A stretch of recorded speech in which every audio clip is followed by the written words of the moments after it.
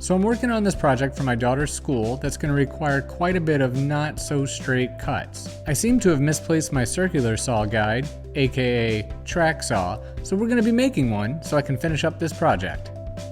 Doing it with Jason. Welcome back. If this is your first time watching one of my videos, be sure to hit that subscribe button and the bell to be notified. So first I cut two pieces on my table saw for this track saw. One's gonna be the bottom and one will be the top. So the width and length of these boards is totally up to you.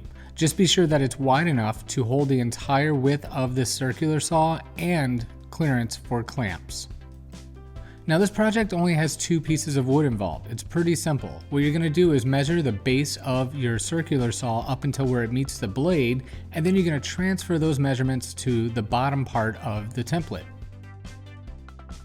Now the second board right here in my hand is gonna be the top part. We're gonna be bolting that and gluing it to the bottom base of the template. You're just gonna wanna make sure all your clearance and measurements match up to the circular saw that you're using.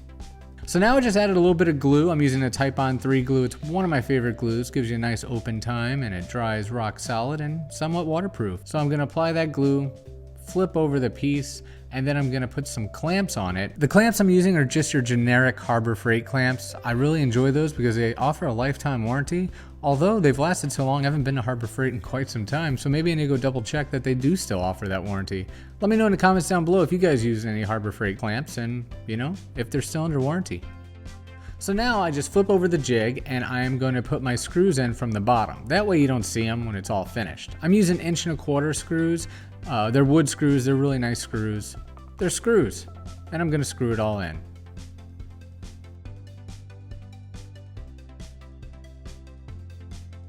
Alright, so now I am going to clean off the edge and make it nice and even and straight with the guide that I put on there. And this is just running it one time, and that's why I meant earlier by it doesn't have to be right on your measurement. You can leave it a little bit heavy, and that way you have something to cut off and keep it nice and flush. And the bottom that I'm using for this is MDF. Look at that dust. Ugh. Alright, so now I'm ready to use this thing. It's so easy when you set it up this way because now you just line up the edge of the jig to the line that you have drawn on the piece that you want to cut, and boom, clamp it down. Now be sure when you're cutting with your circular saw to lower the circular saw to make up for the difference of the thickness of the plate that you're driving it on. As you can see here, I didn't, so I lowered it. Good deal. And now just make your cut, keeping it nice and pushing it to the left side of the jig, and you will cut a nice, straight, clean line. Now make sure to drill a hole in one end of your jig and screw a screw into the wall to hang your jig. That way you don't accidentally throw it out in the burn pile with all the other garbage from your shop. This is like my 10th one.